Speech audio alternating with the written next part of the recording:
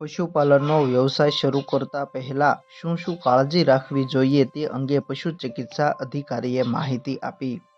હાલના સમયમાં લોકો પશુપાલનનો વ્યવસાય શરૂ કરી રહ્યા છે। પશુપાલનના વ્યવસાયમાં સારા નસલના પશુઓ રાખી તેમાંથી લાખો રૂપિયાનું દૂધ તેમજ ઘીનું વેચાણ પણ કરી રહ્યા છે।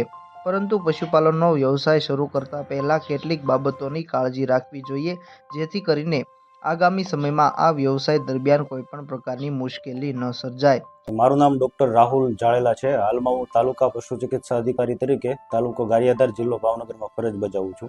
ઘણા પશુપાલકો હાલમાં એક એન્ટરપ્રિન્યોરશિપ કરી રહ્યા છે, એટલે કે ટૂંકમાં પોતાનો બિઝનેસ કે ડેરી ફાર્મ સ્થાપી રહ્યા છે। ડેરી ફાર્મ કે વગેરેની સ્થાપના માટે શું કાળજી રાખવી જોઈએ? તો પ્રથમ તો કે ભાઈ, ડેરી ફાર્મ તમે જે જગ્યાએ સ્થાપો તે શહેરી વિસ્તારની બહાર હોવું જોઈએ, પરંતુ શહેરી વિસ્તારમાં યોગ્ય ટ્રાન્સપોર્ટ મળી રહે અને તમે દૂધનો સપ્લાય કરી શકો, તો ત્યાં દૂધ અને દૂધની બનાવટોનું વેચાણ થઈ શકે તેવી ડેરી સેક્ટર અથવા તો કોઈ પ્રોડક્ટ વેચાણ કરતી બેકરી કે ડેરી પ્રોડક્ટ વેચતી શોપ હોવી જોઈએ। ઉપરાંત પૂરતા પ્રમાણમાં પાણીની વ્યવસ્થા હોવી જોઈએ, જેથી સ્વચ્છતા રાખી શકાય અને પશુઓને પૂરતું પાણી મળી રહી શકે। ઉપરાંત ઘાસચારાનું સારું એવું ઉત્પાદન થતું હોય તેવા એરિયામાં ડેરી ફાર્મ સ્થાપવું જોઈએ। આ ઉપરાંત ટ્રાન્સપોર્ટેશનની અને પશુઓ માટે જરૂરી ખાણદાણ વગેરે મળી શકે તેવી જગ્યામાં રાખવું જોઈએ। અને ડેરી ફાર્મ સફળ થાય તેના માટે પશુપાલકોએ મિલ્કિંગ મશીન વગેરે જેવી વૈજ્ઞાનિક પદ્ધતિ જે છે તે અપનાવવી જોઈએ। આ ઉપરાંત અમુક પશુપાલકોને પ્રશ્ન હોય છે કે ભાઈ, જ્યારે પશુનું વિયાણ થાય તો વાછરડાની શું કાળજી રાખવી?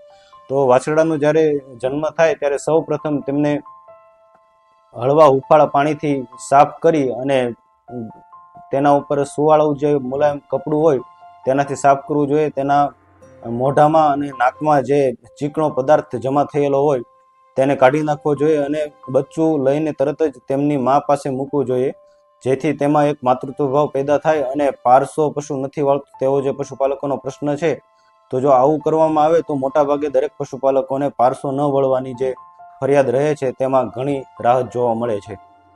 ડેરી ફાર્મ શરૂ કરતા પહેલા કેટલીક વસ્તુઓનું આગોતરું આયોજન પણ કરવું જોઈએ, તેમજ કેટલીક આધુનિક સુવિધાઓનો ઉપયોગ પણ કરવામાં આવે તો સરળતાથી આ વ્યવસાયમાં સફળતા મળી રહે છે। ડેરી ફાર્મ શરૂ કરવામાં આવે તે જગ્યા શહેરી વિસ્તારની બહાર હોવી જોઈએ, પરંતુ શહેરી વિસ્તારમાં યોગ્ય રીતે અને સરળતાથી ટ્રાન્સપોર્ટ મળી રહે અને દૂધનું સપ્લાય સહેલાઈથી કરી શકાય, તેમજ ત્યાં દૂધ અને દૂધની બનાવટોનું વેચાણ સહેલાઈથી થઈ શકે તેવા આયોજન સાથે ડેરી ફાર્મની શરૂઆત કરવી જોઈએ। આ સિવાય પશુઓની પણ યોગ્ય રહેવા માટેની વ્યવસ્થાઓ કરવી જોઈએ। પાણી, ઘાસચારો સહિતની યોગ્ય વ્યવસ્થાઓ કરવામાં આવે તો આ વ્યવસાયમાં સફળતા મળે છે।